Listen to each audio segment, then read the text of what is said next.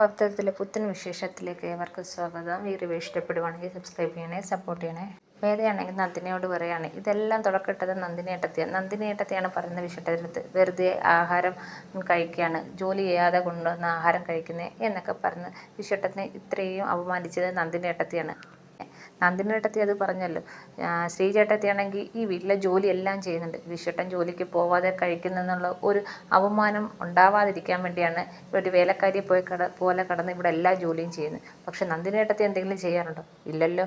അപ്പം നന്ദിനി ഇങ്ങനെ തല കുനിച്ചിരിക്കുകയാണ്. എല്ലാവർക്കും ഒരേപോലെ ആണെങ്കിൽ നന്ദിനിയേട്ടത്തിയും ജോലിയൊന്നും ചെയ്യുന്നില്ല. ജോലിയൊന്നും ചെയ്യാതില്ലേ നന്ദിനിയേട്ടത്തി ആഹാരം കഴിക്കുന്നത് എന്ന് വേദ ചോദിക്കുകയാണ്. അപ്പോൾ നന്ദിനി പറയുന്നത്, ഞാൻ അങ്ങനെയൊന്നും ഉദ്ദേശിച്ച് പറഞ്ഞില്ല. എങ്ങനെ ഉദ്ദേശിച്ച് പറഞ്ഞായാലും നന്ദിനിയേട്ടത്തി ഇതൊക്കെ പറഞ്ഞാണല്ലോ എന്ന് വേദ പറയുന്നത്. അപ്പോൾ മാഷ് പറയാണ്, നന്ദിനി എന്താണ് ഉദ്ദേശിക്കുന്നത്, നന്ദിനിയുടെ മനസ്സിൽ എന്തൊക്കെയാണെന്നും ഒക്കെ അറിയാം. പിന്നെ ആഴ്ചയിൽ 1000 രൂപ നിൻ്റെ ഭർത്താവ് തരുന്നെന്നും പറഞ്ഞ് അതുകൊണ്ട് മാത്രമല്ല ഈ വീട്ടിലെ ചിലവുകൾ കഴിഞ്ഞു പോകുന്നത്. അങ്ങനെ കണക്കുകൾ പറഞ്ഞു തുടങ്ങിയ ഒത്തിരി ഉണ്ട്. നിങ്ങൾക്ക് ഇതിൽ കൂടുതൽ ഇഷ്ടം പോലെ പൈസ കയ്യിൽ വരുന്നുണ്ടെന്നും ചിട്ടിയുണ്ടെന്നും ബാങ്കിൽ ഡെപ്പോസിറ്റ് ഉണ്ടെന്നും ഒക്കെ ഞങ്ങൾക്കറിയാം. ഞങ്ങൾക്ക് ഇതൊന്നും അറിഞ്ഞുകൂടാത്തതൊന്നുമല്ല, ഇതെല്ലാം ഞങ്ങൾക്കറിയാം. പിന്നെ കണക്കുകൾ നിങ്ങൾക്ക് നിങ്ങളുടേതായ ആവശ്യങ്ങളുണ്ടെന്നും അറിയാം. ഞങ്ങളതുകൊണ്ട് കണക്കുകളൊന്നും ഞങ്ങൾ ഇതുവരെ പറഞ്ഞിട്ടില്ല. അങ്ങനെ കണക്കുകൾ കൂടുതൽ പറഞ്ഞു കഴിഞ്ഞാൽ വലിയ പ്രശ്നമാവും എന്ന് മാഷ് പറയാണ്. എന്നിട്ട് എന്ന് വിശ്വൻ്റെ അടുത്ത് പറയുകയാണ്, നീ ജോലിക്ക് പോവാതിരിക്കുകയോ ജോലിക്ക് പോകുന്നത് നിൻ്റെ ഇഷ്ടം, പക്ഷേ ശ്രീജയെ തല്ലിക്കഴിഞ്ഞാൽ ഇനി ശരിയാവത്തില്ല എന്നും പറഞ്ഞ് മാഷ് ദേഷിച്ച് വിശ്വത്തിനോട് പറഞ്ഞിട്ട് അങ്ങ് പോവുകയാണ്. അപ്പോഴത്തേക്ക് നന്ദിനിയും വിനായകനും അവിടെ അങ്ങോട്ട് പോകുന്നുണ്ട്. വേദയും കമലമ്മയും പോകുന്നുണ്ട്. അപ്പോൾ വിശ്വ എന്നിട്ട് ചെന്ന് ശ്രീജ അടുത്ത് പറയുകയാണ്, ശ്രീജയെ അന്നേരത്തെ ഒരു ദേഷ്യത്തിന് അറിയാതെ തല്ലിപ്പോയത് എന്നോട് ക്ഷമിക്കുക എന്ന് പറയുകയാണ്. അപ്പോഴത്തേക്കും ശ്രീജ ആണെങ്കിൽ കെട്ടിപ്പിടിച്ച് കരയൊക്കെ ചെയ്യണം. അങ്ങനെ അവർ തമ്മിലുള്ള പിണക്കമൊക്കെ മാറുന്നുണ്ട്. നേരെ വിനായകനും നന്ദിനിയും കൂടെ റൂമിൽ വന്നിട്ട് നന്ദിനി പറയുകയാണ്, കണ്ട നിങ്ങളുടെ അച്ഛൻ പറഞ്ഞത് കേട്ടോ എന്ന് ചോദിക്കുകയാണ്.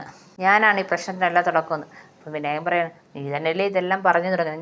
ഞാൻ എന്ത് പറഞ്ഞു? നീ ഇന്നലെ വിശ്വേട്ടൻ്റെ അടുത്ത് വെറുതെ ഇരുന്ന് തിന്നുക, ജോലിക്ക് പോകുന്നില്ല എന്നൊക്കെ പറഞ്ഞു തുടങ്ങിയതുണ്ടല്ലേ. അത് ഞാൻ വിശ്വേട്ടത്തിൻ്റെ നല്ലതിന് വേണ്ടി പറഞ്ഞതാണ്. വിശ്വേട്ടൻ അങ്ങനെയെങ്കിലും പറഞ്ഞു ജോലിക്ക് പോകുന്നെങ്കിൽ പോട്ടെ, ശ്രീചേട്ടത്തിക്കൊരു അങ്ങാവുമല്ലോ എന്ന് വിചാരിച്ച് പറഞ്ഞതാണെന്ന് നന്ദിനി പറയുന്നത്. അപ്പോൾ വിനായകൻ പറയാം, പിന്നെ നീ അത്ര വലിയ നന്മ ചെയ്യാൻ പോവുമല്ലേന്നും പറഞ്ഞ് വിനായകൻ അവളെ ആക്കി പറയുകയാണ്. നീ എന്നോട് പറഞ്ഞതല്ലേ ഇതിൻ്റെ പേരിലൊരു വഴക്കടക്കുകയാണെങ്കിൽ നമുക്ക് മാറി താമസിക്കാം, അതൊക്കെ അല്ലേ നിൻ്റെ ഉദ്ദേശമെന്ന് വിനായകൻ ചോദിക്കുകയാണ്. അപ്പം നന്ദിനി പറയണം, അത് നമുക്ക് രണ്ടുപേർക്കും മാത്രം അറിയാവുന്ന കാര്യം. നമ്മൾ പുറത്ത് പറയുന്നത് വിശ്വേട്ടന് ജോലിക്ക് പോകാൻ വേണ്ടി നമ്മളിങ്ങനെയൊക്കെ പറഞ്ഞാന്നേ പറയാവൂന്ന്. അപ്പോഴത്തേക്കും വിനായകനെ തലയാട്ട് നന്ദി പറയാണ്, ഞാൻ ചെന്നിട്ടേ അച്ഛൻ അവിടെ നിന്നുകൊണ്ട് മറുപടി കൊടുക്കുക, ഞാൻ ചെന്നതിനുള്ള മറുപടി അവൾക്ക് കൊടുത്തിട്ട് വരട്ടെന്നും പറഞ്ഞ് നേരെ കിച്ചണിലേക്ക് പോവുകയാണ് നന്ദിനി. കിച്ചണിലാണെങ്കിൽ ശ്രീജ വേദയും കമലമ്മയും ഉണ്ട്. അപ്പം വേദ പറയണേ, ശ്രീജേട്ടത്തി വിഷമിക്കണ്ട, നന്ദിനിയേട്ടത്തെ കാര്യം അറിയാമല്ലേ. അപ്പോൾ കമല പറഞ്ഞു, അത് തന്നെ, നീ എന്തിനാ ഇതൊക്കെ ഓർത്ത് വിഷമിക്കുന്നത്, അവളുടെ നാക്കെന്ന് വെച്ചാൽ ഇരുന്നല മൂർച്ചയുള്ള ഒരു വാള എന്ന് പറയുകയാണ്. അപ്പോൾ ഇത് കേട്ടോണ്ട് നന്ദിനി അങ്ങോട്ട് വരും. ആഹാ, എൻ്റെ നാക്കിനാണ് ഇപ്പം കുഴപ്പം, ഞാൻ പറഞ്ഞത് ആരെയും വേദനിപ്പിക്കാനൊന്നുമല്ല.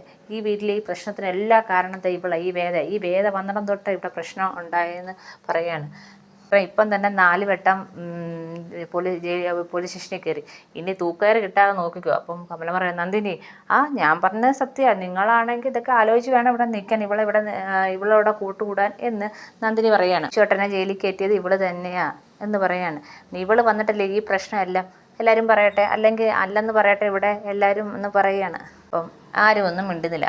ഇപ്പം മനസ്സിലായല്ലേ, നീ വന്നിട്ട് ഇവിടെ പ്രശ്നമാണ്, അതുകൊണ്ടാണ് ഇവരാരും മിണ്ടത്തിന്ന്. അപ്പോൾ കമലാമ്മ പറയും, അതുകൊണ്ടൊന്നുമല്ല മിണ്ടാഞ്ഞത്, നിന്നോട് എന്ത് പറഞ്ഞിട്ട് വലിയ കാര്യമില്ലാത്തതുകൊണ്ടാണ് മിണ്ടാഞ്ഞത്. പിന്നെ നീ ഇത്രയും ചോദിച്ച സ്ഥിതിക്ക് ഞാൻ നിന്നോടൊരു ചോദ്യം ചോദിക്കാം. വേദ വന്നിട്ടാണ് ഈ പ്രശ്നങ്ങളൊക്കെ ഉണ്ടായതെന്ന് നീ പറയുന്നത്, ആ വിഷയത്തിന് ആ ജോലി വാങ്ങിച്ചു കൊടുത്തു തരാം വിനായകൻ. അപ്പോൾ കമലാമ്മ പറയുകയാണെങ്കിൽ വിനായകനെ നമ്മൾ ഈ കാര്യത്തിൽ സംശയിക്കാം.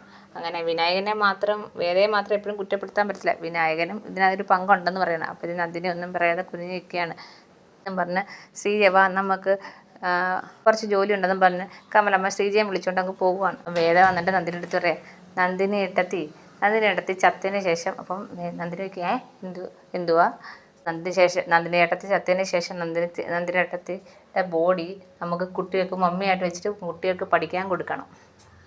കുറച്ച് കാലം കഴിയുമ്പോൾ അവർ വിചാരിക്കുമേ ഇങ്ങനെയുള്ള ജീവികൾ ഇവിടെ ജീവിച്ചിരിപ്പുണ്ടായിരുന്നു എന്ന് അവർക്കൂടെ തോന്നട്ടെ എന്നും പറഞ്ഞ് വേദ അങ്ങ് പോവുകയാണ്. നന്ദിനി ഇങ്ങനെ അന്തം വിട്ട് നിൽക്കുകയാണ്. പിന്നെ കാണിക്കുന്നത് വേദ ഇങ്ങനെ റൂമിലിരിക്കുമ്പം വിക്രം അങ്ങോട്ട് വരും. എന്താ വേദാളം എന്തോ ആലോചിച്ചുകൊണ്ടേ ഇരിക്കുകയാണെന്ന് ചോദിക്കുകയാണ്. ഒന്നുമില്ല. അപ്പോൾ ഇങ്ങനെ വേദ ഇങ്ങനെ നോക്കുന്നുണ്ട്. അല്ല, നിനക്കിപ്പോൾ വേതാളമെന്ന് വിളിക്കുന്നതിന് സ്വാമി അതിനെ വേതാളമെന്ന് വിളിക്കുന്നതിന് കുഴപ്പമൊന്നുമില്ല, നിനക്ക് തിരിച്ചെന്തെങ്കിലും പറയണമെന്ന് തോന്നുന്നുണ്ടോ? അപ്പം വേദയൊന്നും മിണ്ടുന്നില്ല. ഞാൻ സ്വാമിയാവേണ്ട, നീ ഒന്നും പറയാത്തതെന്ന് എനിക്ക് അറിയാമെന്ന് വിക്രം പറയണം. വേണമെങ്കിൽ പറഞ്ഞോ, അതിനുശേഷം ഞാൻ ഒന്നും കൂടെ മാല ഇടാം എന്ന് പറയണം. അപ്പോൾ വേദ അതൊന്നും വേണ്ട എന്ന് പറയാണ്. വിക്രം, ഞാൻ ഇവിടെ കുറച്ച് അഴിച്ചുപണി നടത്താൻ പോവുകയാണ് എന്ന് പറയാണ്. നീ ഇന്നാളും പറഞ്ഞായിരുന്നല്ലോ എന്തൊക്കെയാ ശ്രീചേട്ടത്തിക്ക് വേണ്ടി എന്തൊക്കെയോ തുടങ്ങാൻ പോവുക, അതോ എന്നെ പായസം കുടിപ്പിക്കാൻ വേണ്ടി അന്ന് ചെയ്തതാണോ? അപ്പം വേദ പറയണം, അല്ലല്ല, അത് ഞാൻ സീരിയസ് ആയിട്ട് തന്നെ ആലോചിക്കുന്ന കാര്യമാണ്. ശ്രീചേട്ടത്തിൻ്റെ ഈ ആറ്റിറ്റ്യൂഡൊന്ന് മാറണം, ഞാൻ ഈ വീട്ടിലെ വേലക്കാരി എന്നുള്ള ഒരു ചിന്ത അങ്ങ് മാറണം എന്ന് പറയണം. വിക്രം പറയണം, അപ്പോൾ ആ ശ്രീചേട്ടത്തി ഒന്നത്തെ കൊണ്ട് പിടുത്തല്ലേ, അല്ലെങ്കിൽ തന്നെ ശ്രീചേട്ടത്തിക്ക് ഇഷ്ടം പോലെ പ്രശ്നമുണ്ടെന്ന് വിക്രം പറയണം. വേദയാണെങ്കിൽ ഇതിനോടൊന്നും പറയാൻ വയ്യാന്ന് പറഞ്ഞ് ദേഷിച്ചങ്ങ് പോവുകയാണ്. അപ്പോൾ സ്വാമിയായിട്ട് ഒന്നും പറയാൻ പറ്റുന്നില്ലല്ലോ എന്നും പറഞ്ഞങ്ങ് പോവുകയാണ്. അപ്പം വിക്രമന് അത് കണ്ടപ്പോൾ സന്തോഷവും ഒക്കെ വരുന്നുണ്ട്. അങ്ങനെ വിക്രം ചിരിക്കുന്നുണ്ട്.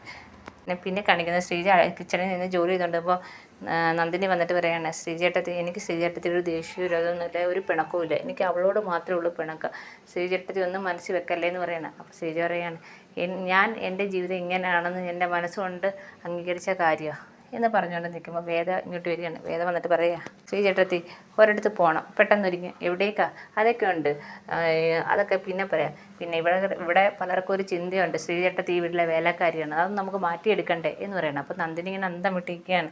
എവിടെ പോകാനാ വേദന ചോദിക്കുകയാണ് ശ്രീജ. അതൊക്കെ പറയാം, ശ്രീചേട്ടത്തി ഒരുങ്ങി വാ, ഞാൻ 5 മിനിറ്റിനുള്ളിൽ ഒരുങ്ങി വരും. അപ്പോഴത്തേക്ക് ശ്രീചേട്ടത്തി ഒരുങ്ങി വരണമെന്ന് പറയുകയാണ്. അങ്ങനെ വേദ അങ്ങ് പോവുകയാണ്. ശ്രീജയും പോകുന്നുണ്ട്. അപ്പോൾ നന്ദിനി ഇങ്ങനെ ആലോചിക്കുക, ഇവരെവിടെ പോകാനായി ആലോചിക്കുന്നത് എന്നൊക്കെ നന്ദിനി ഇങ്ങനെ ആലോചിച്ചുകൊണ്ടിരിക്കുകയാണ്. പിന്നെ കാണിക്കുന്നത് വിനായകൻ ഫ്രണ്ടിൽ നിന്ന് പത്രം വായിച്ചിട്ടുമ്പോൾ വേദ ഇങ്ങോട്ട് വരികയാണ്. എന്നിട്ട് ചോദിക്കുകയാണ്, വിനായകൻ ചേട്ടൻ ഇന്ന് വൈകിട്ട് ബിസിയാണോ, ഫ്രീ ആണോ എന്ന് ചോദിക്കുകയാണ്. ആണ്, ഞാൻ ആ ജോലി ചെയ്യുന്ന എവിടെയാണെന്നറിയോ? അറിയാം, ചക്രമണി സാറിൻ്റെ ഓഫീസിലല്ലേ?